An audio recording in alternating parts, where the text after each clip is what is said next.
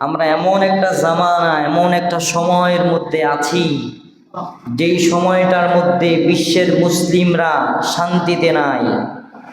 মুসলিমদের একটা অসময় চলছে, মুসলিমদের মার খাওয়ার একটা সময় চলছে।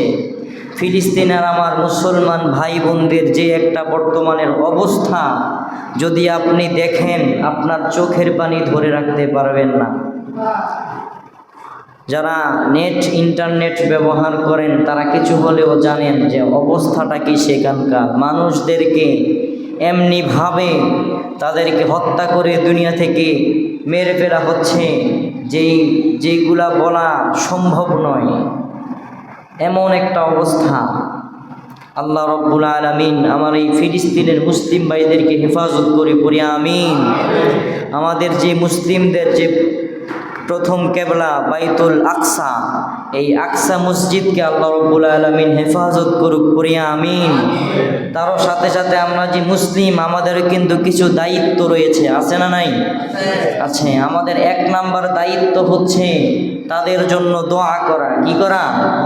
দোয়া করা। আল্লাহ রব্বুল আলামিন আমাদের এই ফিলিস্তিনের মুসলিম ভাইদেরকে আল্লাহ রব্বুল আলামিন যেন এই কষ্ট থেকে, এই নির্যাতন থেকে আল্লাহ রব্বুল আলামিন যেন হেফাজত করে পড়ি আমিন। 1 নাম্বার দায়িত্ব হচ্ছে দোয়া করা। 2 নাম্বার দায়িত্ব হচ্ছে আপনি যদি সেখানে সশরীরে যেতে পারেন তাহলে আমার মুসলিম ভাইদের জন্য জিহাদ করা, এটা আপনার জন্য আমার জন্য ফরজ। আমি যেহেতু মুসলিম, আজকে ফিলিস্তিনের মধ্যে মানুষগুলো প্রকাশ্যে নামাজ পড়তে পারে না।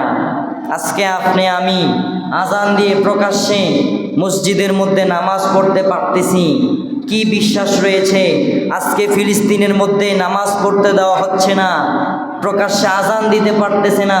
কালকে বাংলাদেশেও তো এমন শুরু হতে পারে, ঠিক কিনা বলেন? এখন আর সেই বসে থাকার সময় নেই, মুসলিম জাগতে হবে। এখন আর ঘুমিয়ে থাকার সময় নেই। আজকে ফিলিস্তিনের মধ্যে মুসলিম ভাইদেরকে নির্যাতিত করা হচ্ছে, কালকে বাংলাদেশেও তারা চলে আসতে পারে। আমাদের চোখ কান খোলা রাখতে হবে। তারপরে আমাদের আরও একটা দায়িত্ব রয়েছে, যে ইসরায়েল যারা ফিলিস্তিনের ভাই বোনদের উপরে নির্যাতন চালাচ্ছে, তাদের যত পণ্য আছে বাংলাদেশের মধ্যে, সেই পণ্যগুলো আমাদের বয়কট করতে হবে। কি করতে হবে? বয়কট করতে হবে। তাদের পণ্যগুলো আমরা কিনব না।